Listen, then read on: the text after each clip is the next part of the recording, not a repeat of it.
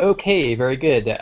So welcome everyone to this Open Bitcoin Privacy Project meeting, and thanks so much for volunteering to help out. I'm just going to, just in case there are any stragglers who weren't able to actually make it in, I'm just going to tweet out a link to the meeting real quick. Viewing link live, cool, and then they can sort of watch along, I think, and I don't know if there'll be some way for them to communicate with us or not. But so today we're getting started with wallet ratings for summer 2015. We put our report, the first report out earlier this year, which was very well received, and so we're really looking forward to working on the next edition. What Justice and I have been working on the last few months is updating our threat model and updating the criteria and trying to make it as easy as possible for new people to join in the wallet rating process. And so that's hopefully what we will be sort of handing over for you today. And Robert, I'm just going to mute you temporarily so that there's a little bit less echo. Okay, so tonight we will talk about basically. I'll post a link to the Google Drive doc that we have for sort of a procedure, a series of steps that you'll perform in order to rate the wallets. So you'll follow the procedure. You will collect data and enter that into a worksheet that I've also prepared. And then when you're done, you can submit the worksheet. So we'll kind of go through that briefly and see if people have any initial questions. I'm sure you'll have occasional follow-up questions from there. The other thing we have to decide tonight is an initial precursory list, at least, of which wallets we're going to rate, and we'll finalize that in the next day or two. So everyone will get at least one wallet, and if you're representing a wallet company, you probably will want to also rate your own wallet, just so you can kind of double check other people's scores. And then early next week, we'll be having our wrap-up meeting where we can kind of finalize everything. So before we jump into the procedure document, does anyone have any questions?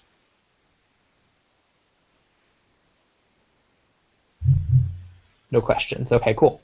So let me, actually, Justice, would you mind pulling up the link to the procedure document so you can kind of link that in the chat, I guess? And would you do that? And also I will pull it up and I can actually screen share it so people can see it on the YouTubes.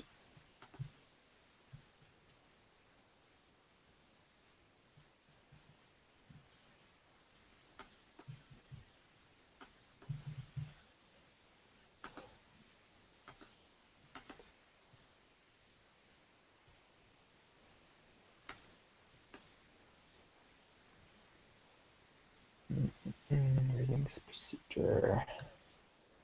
If there's people who wanted to join the call who didn't receive the invitation, is there a link we can send them? If you just copy the URL of the Hangout window and paste it to them, that should work. Because I actually have invited everyone. The link may not have found their way to them, but they should be authorized to join the call. Okay.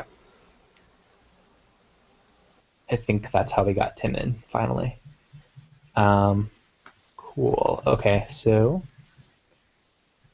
I have the procedure document pulled up, and go ahead and screen share it.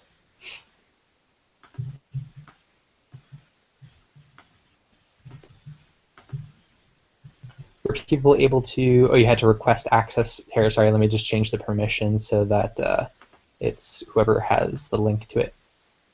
One moment. Shareable link.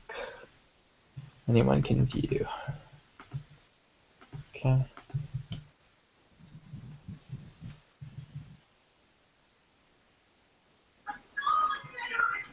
That's good now. Great. Yeah, I'm seeing a bunch of people popping up now. Okay, so let me go ahead and share the screen. Good deal. Okay.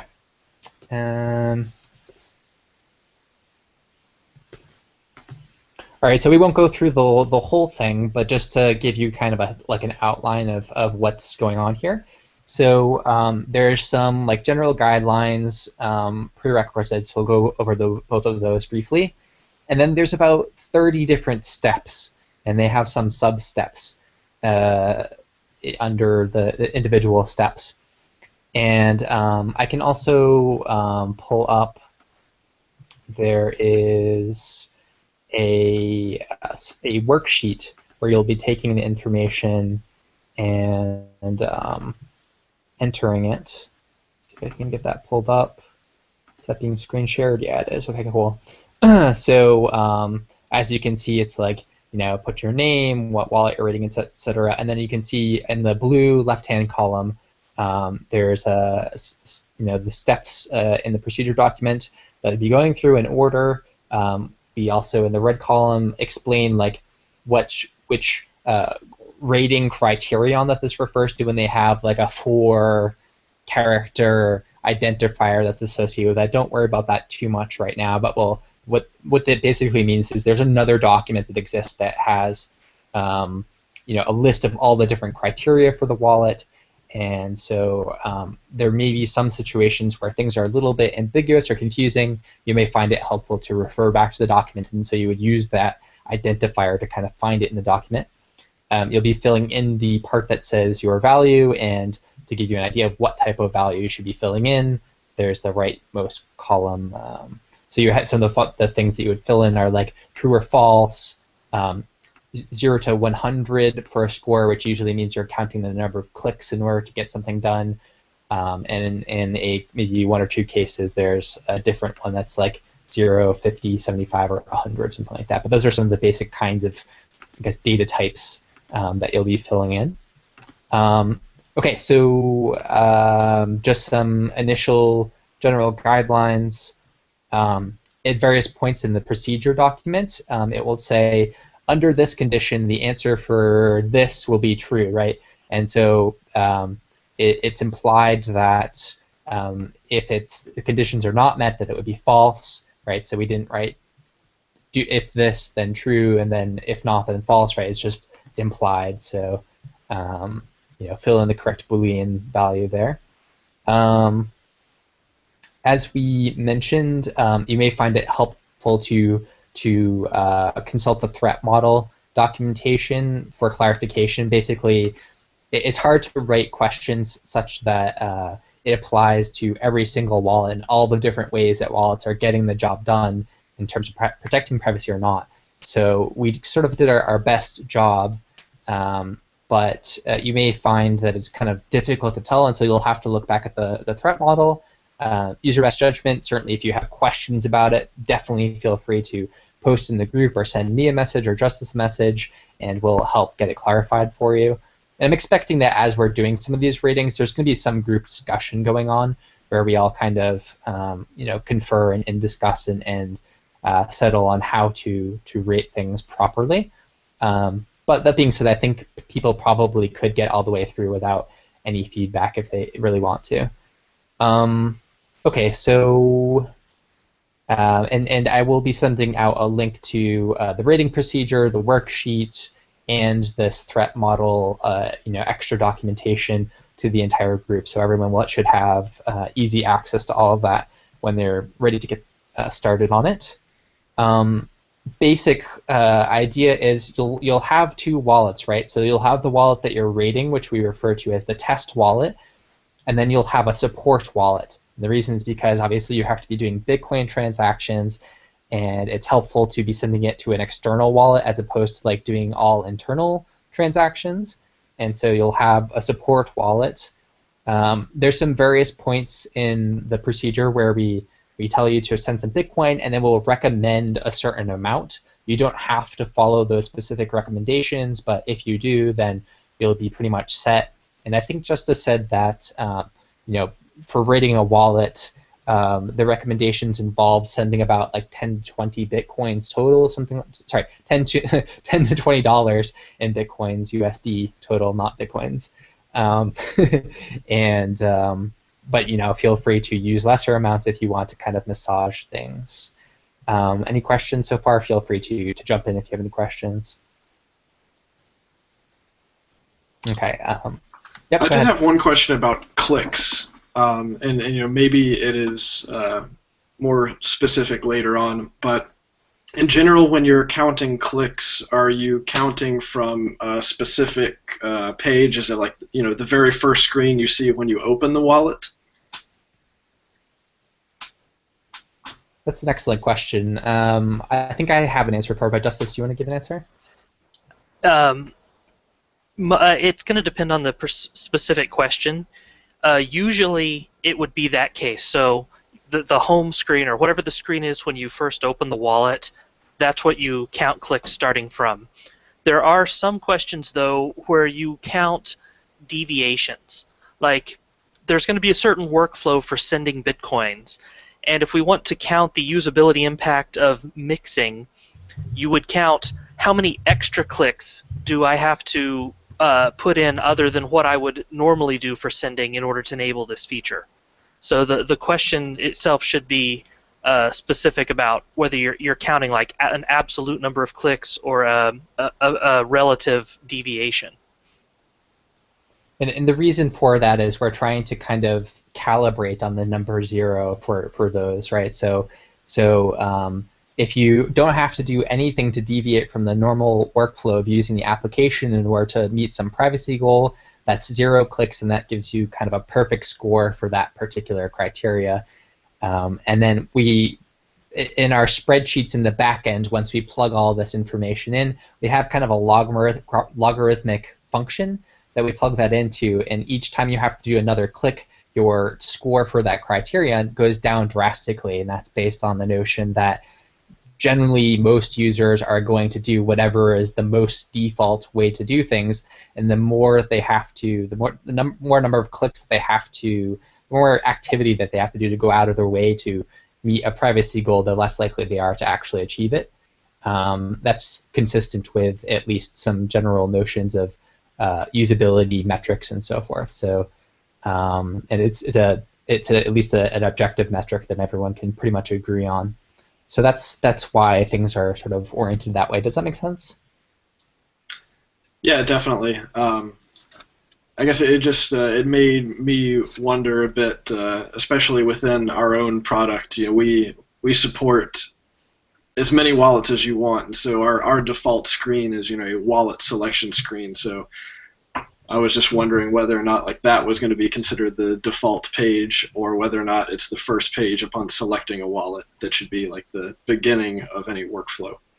Right. Yeah, it makes sense. Yeah, and the nice thing about the deviance approach as well is like it doesn't. You would tend to not want to penalize people for having just slight differences in the way that their UI is kind of laid out, right? Like you have to do a couple clicks to get to send instead of one, right? Like you don't want to count that against every single privacy metric for sending. That would be really obnoxious. So I think this works out pretty well. Cool. Also related to clicks, right? So if you're on a mobile device, obviously taps will be your substitute for clicks. If you're on a desktop and you have to type some commands in and so forth, something like that kind of stuff, we have some clarification related to that as well. Let me see. I think there's something about return key. Yeah, okay. So when counting the number of clicks, if a certain process requires typed commands or configuration file editing, generally your score is going to go down very quickly anyway, so it probably doesn't matter hugely, but just for the sake of argument, you can continue to count these things, and the way that we decided to standardize that is by having each press of the space bar or the return key count as a click. Now, if you're rating for some criteria and the way to achieve it is extremely convoluted, like for example, you want to set a password for your wallet, and this is not actually supported in the wallet, so you have to kind of like do it at the operating system level or something like that. You can get to a very high number of clicks in order to achieve some of these operations. So the rule of thumb, I think, is do it to some point that you consider to be reasonable, and then if you just feel like giving up on it, feel free to give up on it. So look at the maximum score for that, which will be 100. 100 is basically infinity clicks, and it's not going to make a huge difference again because of that logarithmic curve. So don't stress out over something that's really difficult to try to achieve. Obviously for transaction fees, I think everyone in this call is pretty savvy, but you'll want to adjust your transaction fees according to how fast you want to get the procedure done with. We don't give you any specific prescriptions, and it depends on whether there's a stress test going on or the Federal Reserve is performing a denial of service attack, or whatever it is, right? All right, so those are the things that stand out to me as initial stuff. And I'm not going to go through the procedure, but maybe we'll go through like just a couple of these just to give you a feel for it. And if you have any questions about the general feel for it, you can kind of raise them now. So the first one would be, it's related to source code. So before you even open up the wallet, you would go to the website where you get the wallet and try to find the source code. And you get points for having open source application. And additionally, if you get instructions to build it, then that you also get some points. And we also have a question which is not weighted very highly, but does speak somewhat to privacy, which is sort of, can you run it on Tails? And we have some simple ways to sort of estimate or approximate how compatible it is with Tails Linux, which is a Tor-focused operating system that you can boot off of a USB drive. And then you'll go ahead and in step 3, you'll actually install the application on your device. You'll create a wallet. And, so the first thing is like, do you have to give PII for it? Do you have to give your name and your email address and your height and your date of birth and your favorite animal and what serial number you've been branded with and that kind of stuff. So that's the general thing. And then you do stuff with the wallet. You'll be sending Bitcoins, seeing if you can set passwords to protect certain things, trying to generate a stealth address, which almost none of the wallets will be able to do, except for maybe Tim's. I'm not sure. So stuff like that. You'll be sending Bitcoins back and forth, creating new addresses and accounts and stuff like that, and making notes and jotting it all down in the worksheet when you're done. And we got a question from Rasa. He said, what if you code the password option for the wallet in GitHub? Lots of clicks. Yes, that would be a lot of clicks. No user is going to do that. What if you fork the project and add your own password field? No, okay. Okay, so... Yep, that's a general feel for things. Any questions about that so far? I'm going to let people kind of read the rest of it on their leisure. But any follow-up questions about that? How would the Tails section work if you're rating like an iOS app? It would be a 0. Okay. Like I said, it's a pretty minor thing. Unfortunately for iOS and Android, maybe Android, I'm not actually for sure about that, but like there aren't any like great analogs to Tails for those. So if one day there was, then we would include that as like a swap out for Tails, but it's maybe like 1 point out of 100 or something like that. So yeah, and once you submit your scores for all the stuff, kind of plug it into our formulas, and we'll generate an overall score, and that's how wallets are ranked. If you can't figure something out, if you're just like staring at the screen, what would you do then? Would that count as like, well, no one can do that because it's not obvious, or is it okay to actually ask the wallet maker to clarify it? Yeah, it's fine to ask the wallet maker. It's fine to ask the rest of the group because I'm sure a lot of us have used a lot of these wallets. I guess I would go to the group first as like probably the fastest response, but feel free to reach out and ask if you want to. And if you just like can't get any clarification on it, then probably they don't get credit for whatever it is that you're trying to rate. I think probably for all the wallets that we'll be rating, at least 2 people will be rating it. And if that means that I have to do like every single wallet, I'll find a way to make that happen.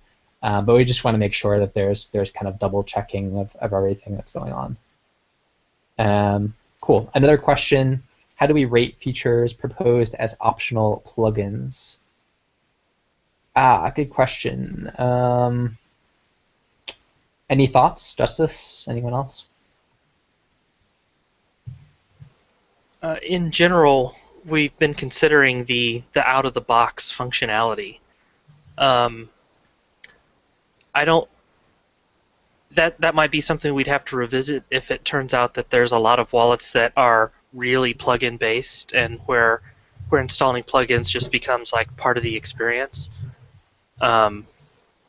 Maybe if that actually comes, I don't know if that will come up in any of the questions in the procedure, but if it does, we might count the number of clicks to install the plugin and add that to using the feature. Yeah. That might be one way to handle it. That makes sense. So short answer is probably we will not be considering plugins, but if you find that it seems very relevant, shoot us a message, and we will consider it on a case-by-case basis if necessary. I haven't actually used all of these wallets yet, so unfortunately I can't quite predict whether there may be some speed bumps of that sort that will come up. Are there steps for hardware wallet supports? Things like Trezor and Ledger and things like that? Because I think the Electrum plugin, the Trezor is a plugin. So if you would kind of like break it down, but I mean everyone who's got a Trezor is going to use the plugin, so that seems a bit unfair. For Trezor, my plan is that we're going to actually use their web wallet with the Trezor device because that's their official wallet. That being said, we will make it abundantly clear that this is specifically for their web wallet. It's not for every single wallet that you could use with the Trezor. The reason for that is because I think I'm not even positive that there's going to be if you use a Trezor with another wallet client, it's not going to hugely impact the privacy scores, and so I don't really see a point in trying to consider every possible permutation of hardware wallet with client. And if I remember correctly, Ledger also has kind of a Chrome extension or something like that that's kind of the default wallet, and we'll go with that for the purpose of this round of rating. But if you have any feedback about that, I'm certainly open to it. No, that sounds good, yeah. Otherwise, you'll be there forever. Yeah, right. All right, cool. This is purely hypothetical, but I think in the particular case of a hardware wallet that needs you to install a plugin in some other wallet, we're not currently counting the number of clicks to install the wallet. So we would probably count installing the appropriate plugin so you can use your devices just install the wallet, and then because that wouldn't affect any of the metrics we're actually measuring anyway.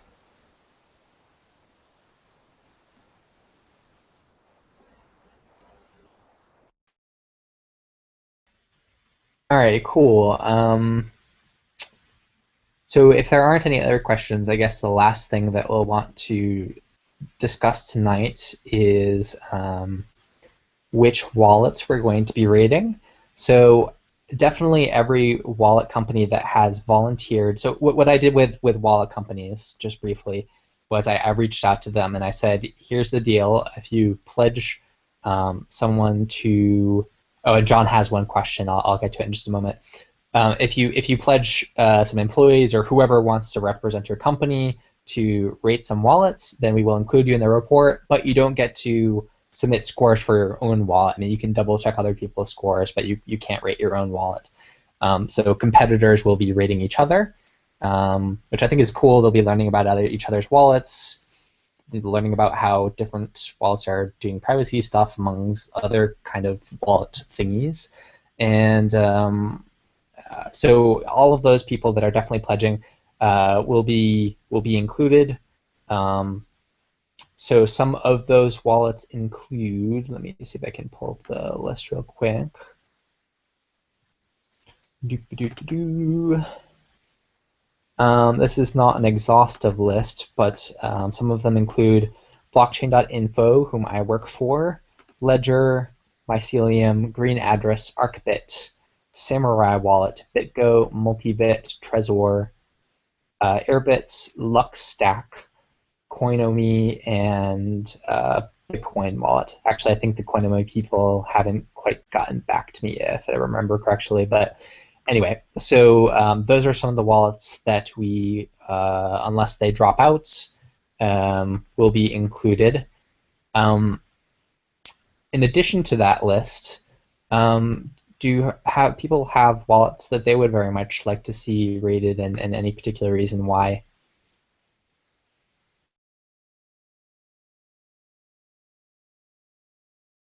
I'll mention that. Oh, go ahead, please. If we've got plenty of slots, I'd like to see Copay on there.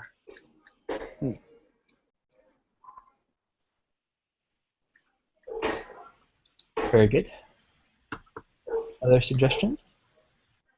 Did you have the Shiltback wallet on there? Was that the Bitcoin wallet you mentioned? Andreas's wallet.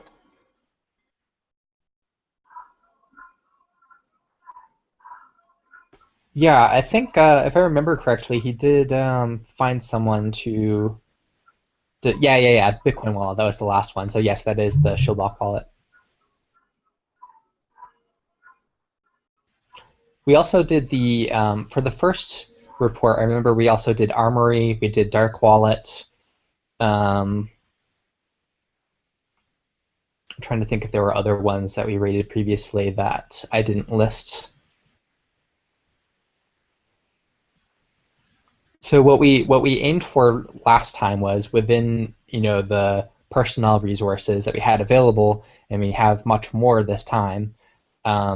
We tried to get kind of like a nice sampling of different kinds of wallets. So web wallets, dark wallet was like the one like kind of privacy focused wallet, or privacy centric, I guess I would say.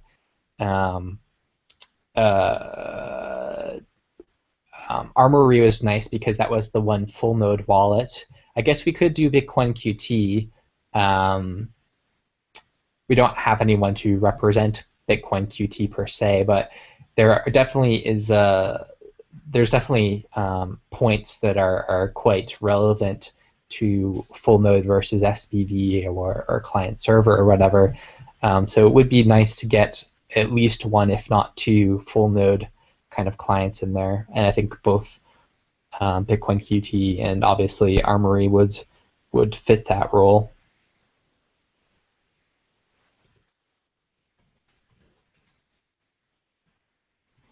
Should we consider popularity or something like that of the wallets? Popularity is certainly relevant. I mean, I think it's the primary reason why we have been rating blockchain info, which by itself is not technologically interesting from a privacy perspective. In fact, blockchain will not have an HD wallet out in time for this next round of rating, as far as I can tell.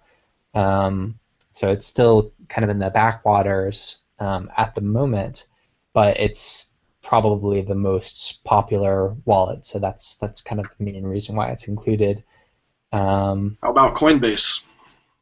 Yeah, we did rate Coinbase last time, and I would like to include either Coinbase or a close analog like Circle or something like that, because they are both wallets that have a custodial relationship, which is different from some of these other wallets, and they can collect PII, and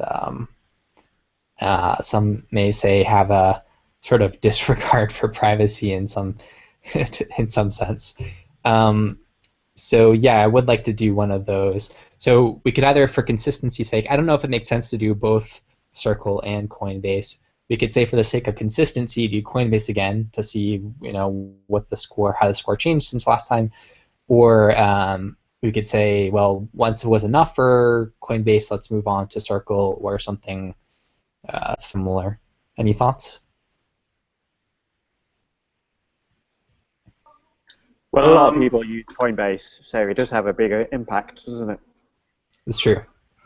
I guess the main difference I see between Coinbase and Circle is that Coinbase at least offers the multi-signature vault, which would hopefully give them a few more points for having that non-custodial ability. We didn't look at the multi-sig edition last time. I'm not actually sure that there are any criteria that would change the score for the multi-sig version versus the non-multi-sig version, because it's really like you still can't back up all the private keys that you need. The company still knows all of the Bitcoin addresses that are involved and can track all the transactions, etc.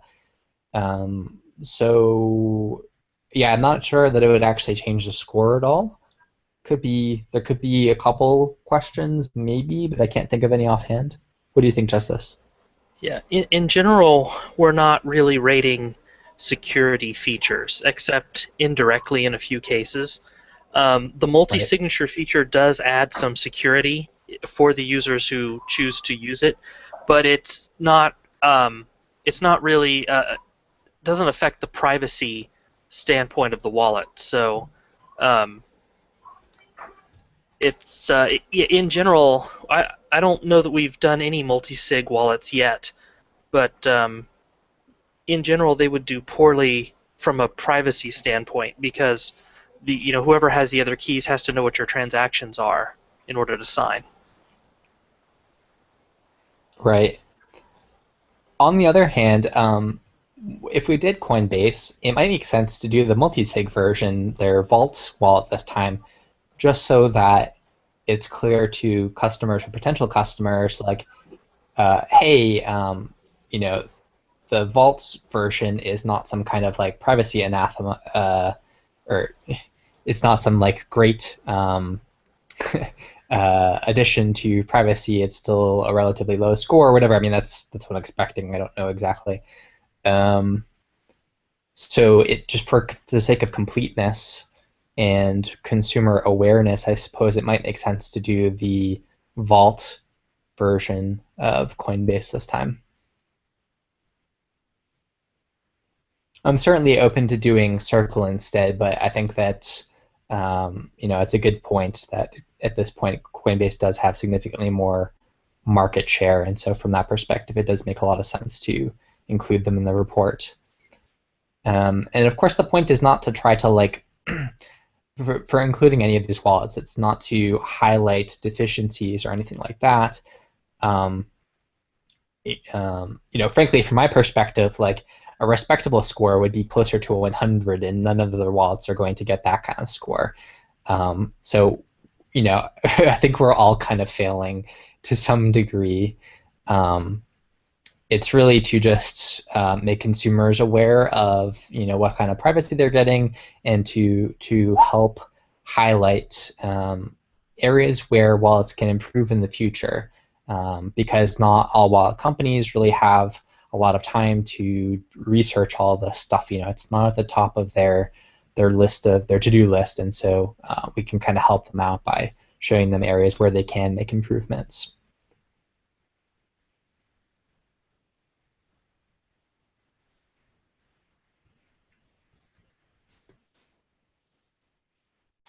Okay, so Copay, Armory, Bitcoin QT, Coinbase, maybe the Vault version of that. Any other? How about Bread Wallet? Bread Wallet, that's something that I remember people bringing up before. It does seem to have some popularity. Good suggestion.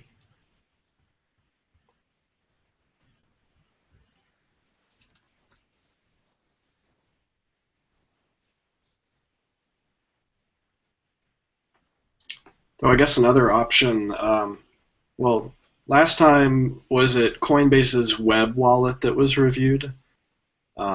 Because they also Yes. have mobile apps, so you could, I guess, review the mobile app Mm. instead. Yeah, interesting point. That's a very good point.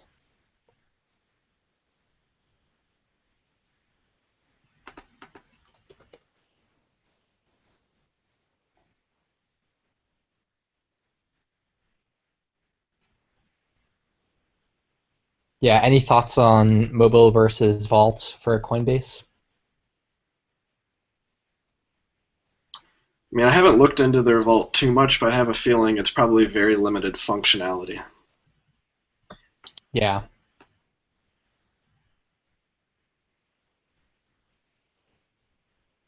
Wanted to go back to Jonathan's question, which I neglected to respond to before. He asked the weighting. He asked if the weighting breakdown is complete, and if the structure is going to be similar to the last report. So it is complete. It is quite similar to the last time, and so then he pointed out, if we are kind of changing the threat model and the metrics from report to report, would it not be a good idea to try to have some consistency in the wallets that are being rated, so that we can kind of see that reflected out over time? Yep, that's definitely one pro for sticking to the same kinds of wallets. And then the con, obviously, is you get less coverage that way. So right now I'm sort of leaning more towards focusing on getting better coverage as opposed to you know, for example, always doing the same version of Coinbase consistently. I think, at least for me as a Bitcoin user, I'm thinking like, okay, I kind of expect all the different versions of Coinbase are going to be kind of on the lower end of the scale right now because it's not something they've focused on, and they have this custodial relationship. So, I'm not expecting a big jump or a big change from report to report, but maybe it would be interesting to see different versions of the wallet just in case to see there are differences there. I can certainly say as an engineer at blockchain, we do have differences between, for example, our mobile wallets and our web wallet, because in the web wallet we have the mixing service and blah, blah, blah. So it's a more feature complete and therefore gets a different score when you kind of run the criteria on it. Well, if next time we do these ratings, if everybody who's here brings 2 more friends, we'd have a lot more opportunity to include our coverage both, across different wallets and, the same wallet over time.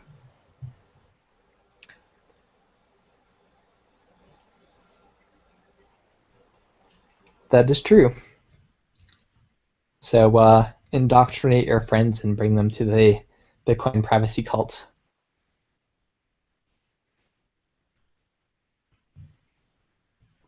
Cool. All right. Any other suggestions for wallets? Got Copay, Armory, Bitcoin QT, Coinbase, Spread Wallet. We may not get to all of those, but those are all definitely good suggestions if we can, if we have people to allocate to them. And I'll take charge in terms of allocating people. Oh, I will say, if you have a preference about what wallet or wallets you would like to rate, and some people have already let me know, definitely let me know, and I will certainly try to accommodate that. Hive, Jonathan mentioned. We did not bring up Hive. I don't think that Hive volunteered any people, but we could do Hive. Kind of lower my priority list below the ones that we mentioned so far. But any thoughts about Hive? Well, there's 2 versions, isn't there? There's the client one on Mac, and then they've got a web one as well. I think they're quite different architectures. I see.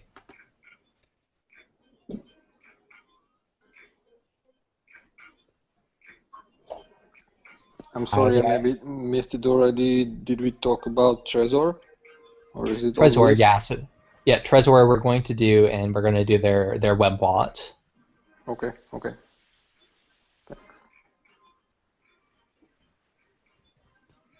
Yeah. I haven't really heard a lot about Hive recently, which is why it's not super high on my priority list, but no reason to eliminate them necessarily. I mean, there's lots of other wallets that I haven't heard about in a while, like Fiva Wallet. I used to hear ads for that all the time on Let's Talk Bitcoin. I never actually used it, but I know that it exists. Hive's still on Bitcoin.org, so it'll get quite a lot of traffic. If popularity is the criterion, or one of the criteria. Right. Some other companies that I reached out to that did not opt to include themselves. I didn't actually list Electrum as one of the wallets we're definitely doing because they declined to volunteer.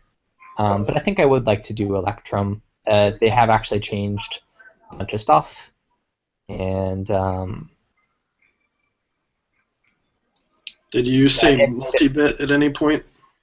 yeah, we'll do multi-bit. We'll do multi-bit HD. Okay.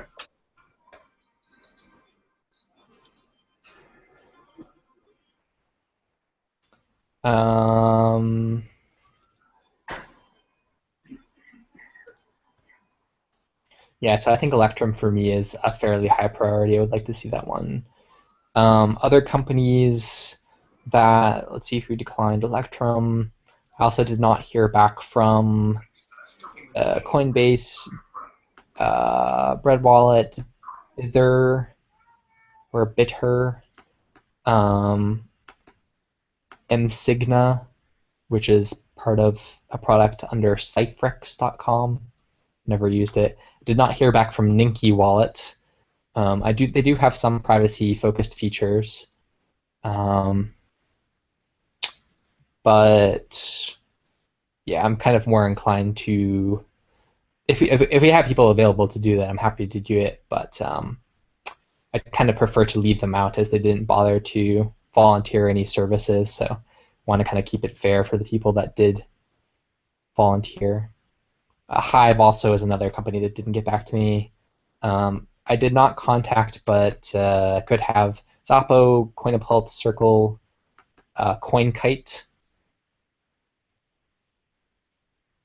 So I did contact CoinKite, but they didn't get back to me. So if any of those don't jump out, yeah, Zappo, we could do Zappo.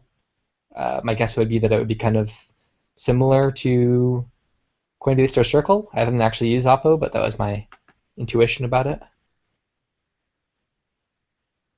Yeah. All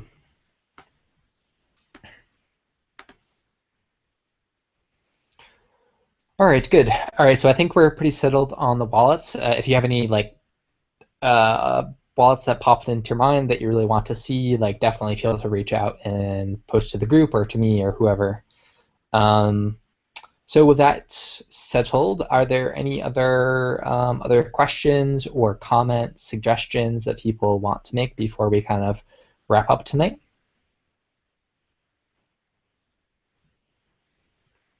All right, very good. Well, thank you very much for volunteering to help out and showing up tonight. Really, really, really appreciate it.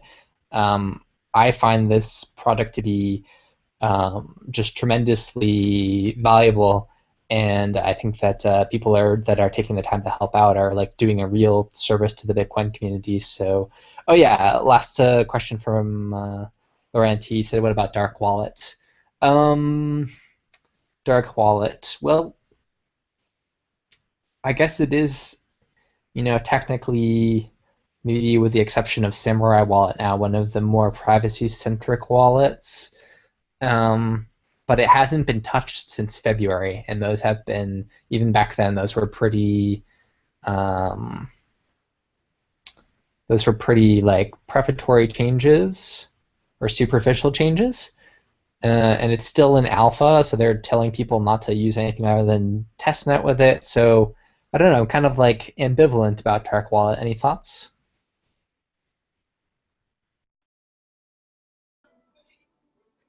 I had a look at the GitHub. There didn't seem very much activity. The pulse was practically no changes, really. Yeah, indeed. And some people are saying in the chat basically that there's such low volume for mixing at the moment that it makes it somewhat difficult to get to squeeze all of the juice out of the dark wallet. So It's a real shame, actually, I think, because they're one of the vanguard projects, privacy-wise. yeah, But they've got to keep developing it, otherwise it's not a real thing anymore, is it? yeah, indeed, yeah. I wish they kept up with it. Maybe they'll pick it back up again sometime in the future. Who knows? But I know that the two main guys that were working on it are now doing other stuff. It seems so. Yeah. So I feel bad, but I kind of wonder whether Dark Wallet should just be dropped for this report. I mean, you know for sure that they haven't changed the client itself. The criterion has changed a bit, but it doesn't seem like a priority to rate at the moment. Justice, go ahead. Yeah, the only sign of life from Dark Wallet was a single tweet saying they weren't dead, but nothing has happened since that tweet. So It's like rigor mortis. Zombie girl. Coins. I want some extra coins. Yeah. Okay. So probably not Dark Wallet. I mean, I'll look at our personnel resources, but I'm thinking probably not at the moment. So with that, again, thanks so much, and I will send out a follow-up email later on and ask for people if they have any preferences, and we'll come up with a list of what wallets people are going to rate. I guess also too, if you want to go above and beyond and do more than one wallet, let me know too. I'm assuming by default that people will want to just do one. I myself will be doing multiple ones. So let me know if that's the case. And we'll get all the documentation over to you that you need and get you started, and then we can rate some wallets. Thanks, Christoph. All right, thanks so much. Have a great night or morning or wherever you are, and talk to you soon. Thank you. Bye bye. Bye bye. Thanks, Christoph. Bye.